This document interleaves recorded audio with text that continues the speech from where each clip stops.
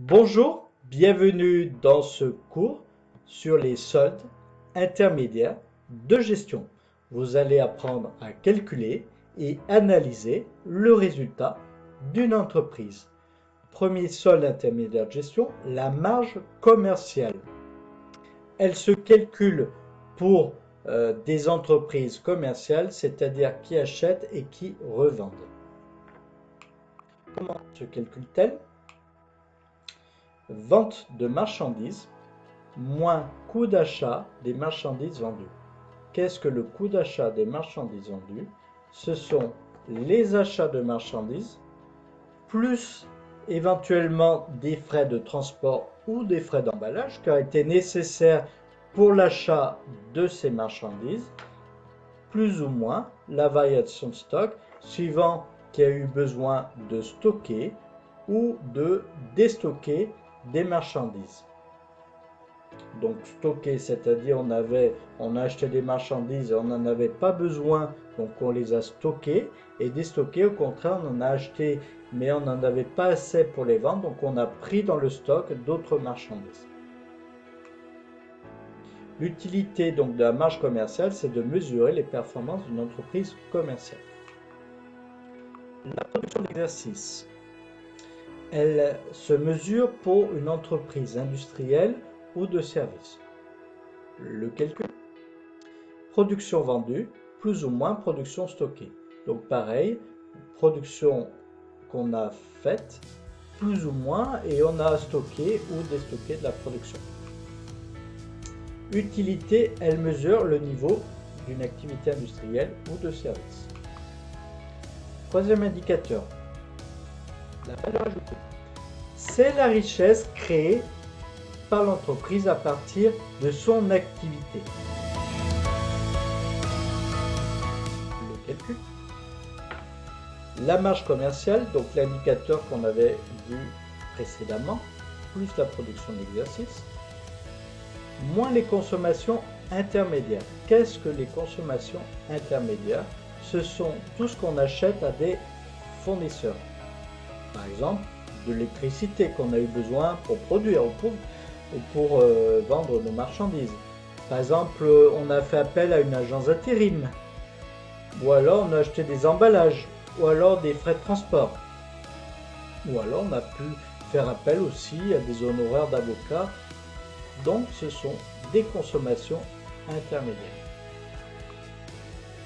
L'utilité.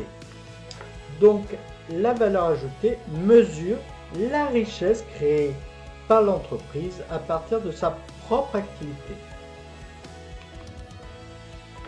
Cette valeur ajoutée va être redistribuée aux salariés qui ont participé à la création de cette valeur ajoutée par leur travail.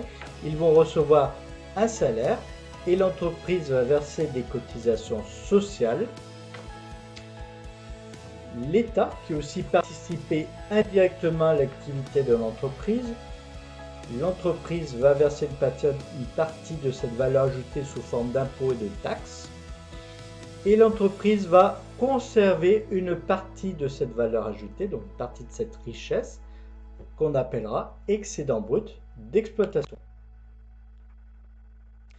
Donc l'excédent brut d'exploitation, c'est la valeur ajoutée pour l'entreprise. Le calcul, c'est la valeur ajoutée, donc l'indicateur qu'on avait calculé précédemment, moins les impôts et taxes, plus les subventions qui ont été versées par l'État ou les collectivités territoriales, moins les charges de personnel. Qu'est-ce que comprend les charges de personnel? Le salaire brut, plus les cotisations patronales. L'utilité. L'excédent brut d'exploitation, c'est la richesse pour l'entreprise. Donc ça va lui permettre cette richesse d'investir ou de rémunérer ses propriétaires.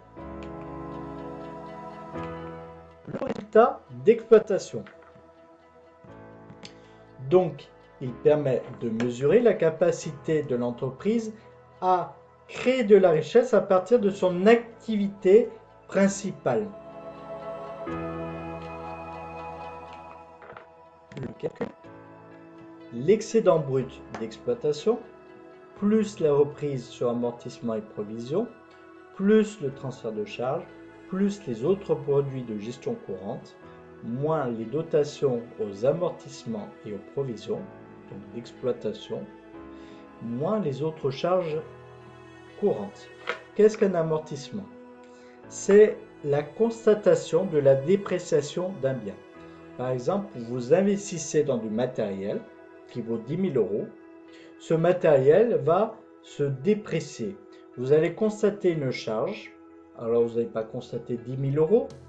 Et par exemple, si vous l'avez acheté 10 000 euros et que vous le gardez 10 ans, vous allez constater en amortissement 1 000 euros par an pendant 10 ans.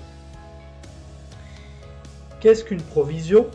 C'est une charge probable que l'entreprise devra supporter dans un avenir plus ou moins proche. Par exemple, une entreprise peut être en conflit avec l'un de ses salariés, donc elle risque de passer devant le tribunal de prud'homme et de payer des frais d'avocat et éventuellement des frais de justice. Donc elle va passer un montant de charge qu'on appellera une provision pour éventuellement cette charge probable. Et cette charge elle peut être reprise, c'est-à-dire qu'une fois que imaginons que le salarié abandonne les poursuites, nous allons reprendre la provision. Donc on peut passer une provision, donc on va la passer en charge, elle va se déduire ou la reprendre. L'utilité de calculer le résultat d'exploitation. Ça permet de mesurer une entreprise, sa capacité à générer du profit à partir de son activité principale. Je vous rappelle la vidéo donc intitulée Combien gagne réellement une entreprise sur YouTube et qui a été réalisée par Dessine-moi l'écho, qui prend l'exemple des soldes intermédiaires de gestion à partir d'une entreprise, donc à travers une pâtisserie, comment calculer les soldes intermédiaires de gestion. Donc je vais vous remettre. L'entreprise gagne-t-elle réellement? Au cours d'une année, une pâtisserie a vendu 10 000 gâteaux à 31,65 €, soit 30 € hors taxes. Elle a donc un chiffre d'affaires de 300 000 €. Pour savoir ce qu'elle a réellement gagné, il faut calculer successivement différents soldes intermédiaires de gestion. Pour fabriquer ces gâteaux, notre pâtisserie a fait des achats qu'on appelle consommation intermédiaire, notamment des matières premières, farine, sucre, de l'énergie, électricité, gaz, le recours à des prestataires extérieurs, pour les emballages par exemple, des contrats d'assurance. La somme de ces consommations intermédiaires représente 200 000 €. En retranchant cette somme au chiffre d'affaires, on obtient la valeur ajoutée, soit 100 000 €, ce qui correspond à la valeur que la pâtisserie a apportée à ses consommations intermédiaires par son travail de transformation. On retranche de la valeur ajoutée les salaires des pâtissiers et les cotisations sociales correspondantes, 60 000 €, ainsi que la taxe d'apprentissage, 10 000 €, qui permet de financer la formation professionnelle. On obtient ainsi l'excédent brut d'exploitation, EBE, 30 000 €. La pâtisserie a acheté 5 000 €, un four dont la durée de vie est de 5 ans. Pour cuire les gâteaux, elle dépense donc chaque année 1 000 € de cet investissement. On parle d'amortissement. On retranche cette somme à l'EBE et on obtient un résultat brut d'exploitation, REX, de 30 000 € moins 1 000 €, soit 29 000 €. On ajoute au REX le résultat financier de la pâtisserie qui correspond à la différence entre les 4 000 € qu'elle a gagnés grâce à ses placements financiers et les 6 000 € d'intérêts qu'elle doit payer sur les emprunts qu'elle a contractés. On obtient un résultat courant de 29 000 € moins 2 000 €, soit 27 000 €. La pâtisserie a subi un dégât des eaux qui n'a pas été entièrement couvert par l'assurance et qui lui a coûté 1 000 €.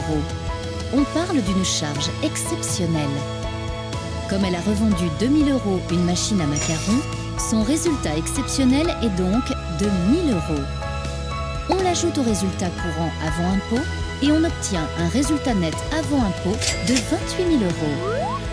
Enfin, on soustrait à ce résultat l'impôt sur les sociétés.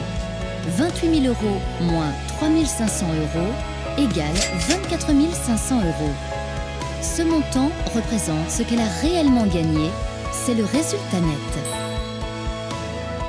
Si le résultat net d'une entreprise est positif, elle peut choisir de le réutiliser pour, par exemple, investir pour développer son activité, verser des dividendes aux actionnaires qui ont investi dans l'entreprise, récompenser ses salariés, par exemple, grâce à des primes. Voilà, donc dans cette vidéo, vous avez retrouvé donc les différents exemples qui étaient donnés dans le cours. Nous allons voir pour cette dernière partie un schéma qui visuellement va résumer le cours.